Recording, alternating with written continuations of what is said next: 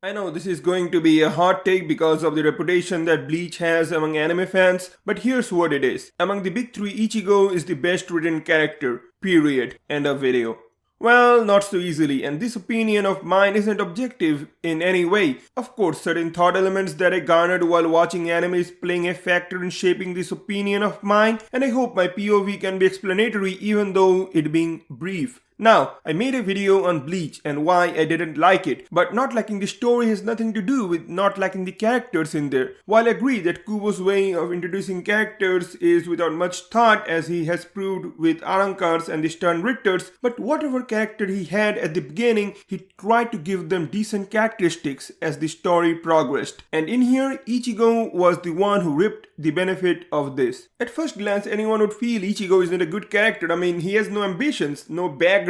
He was just a plain kid. But why not think like this? Because Ichigo was of a simple background, we got to see the changes in him more effectively. Look, being a shonen anime character and having no primary goal is blemish to any shonen story, but that's valid only in the boundaries of a shonen anime. Because in the broader perspective, it doesn't matter. And I came to this realization after I watched/read quite a few shoujo anime and manga. The way Ichigo develops himself and the very arcs he goes through for the sake of protecting his closed ones and understanding more of his own self is truly interesting. Unlike Naruto and Luffy, he is very level-headed, and the way situations force him to be ambitious is truly awesome. His struggle feels natural rather than something he brought upon himself in his own whim. It's not Ichigo who is pushing himself, it's the situations that are making him push himself to the brink for the sake of protecting his friends. While Naruto and Luffy suffer from both superiority and inferiority complexes at times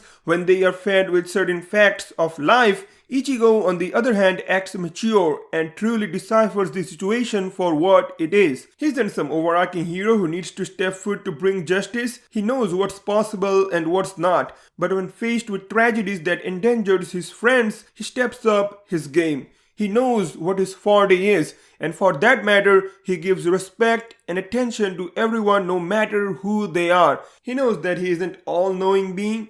Now, when people say that Ichigo fights by himself, I mean, he literally wants his friends to not get hurt, and not because he wants to earn praise. His behavior feels natural. He seems like an actual human. Bleach's narrative wasn't able to handle his credibility very well. He seemed like a big fish in a small pond. Unlike my videos, Ichigo doesn't have a cringe personality like both Naruto and Luffy has, especially Luffy. Ichigo quite reminds me of Ippo.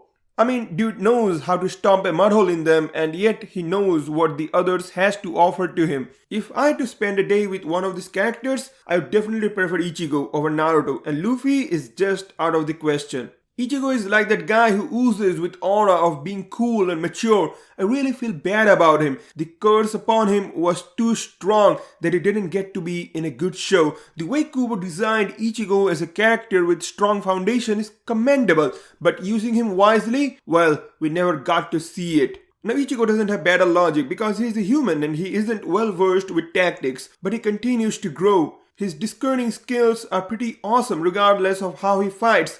I feel at times that Goody Two-Shoes characters like Ichigo, Tenma from Monster and Ippo are highly disregarded as a well-written character. I can't figure out why. Maybe I do, but I don't have the concrete base to lay it down. In any day of the year, Ichigo says Bang Kai, I would get goosebumps like I do when Naruto says Futon, Rasen, Shuriken. But nah, not Luffy. Dude invents moves at whim. Now, this was very subjective, but here's something that I don't know why people don't point out. Look, having a female actor voice a teenage character is pretty repulsive. Like you see what they did to Kenshin and Goku. Glad the dub corrected it, but Ichigo's VA did an amazing job voicing him. He brings life with his voice to Ichigo's character and personality, and personally, I prefer Ichigo's VA over Naruto, and don't even ask me about Luffy. I respect Junko Takeuchi and Mayumi Tanaka being VA of Naruto and Luffy, and truth to be told, I can't imagine any other person voicing it. But even then, looking broadly, this doesn't fit. Just like Jotaro being called a 17-year-old boy is like crazy. At the end, what I would say is Ichigo as a character is better than Naruto, and for Luffy, I mean, he should decide what he should be. Dude seems like he has a split personality at times.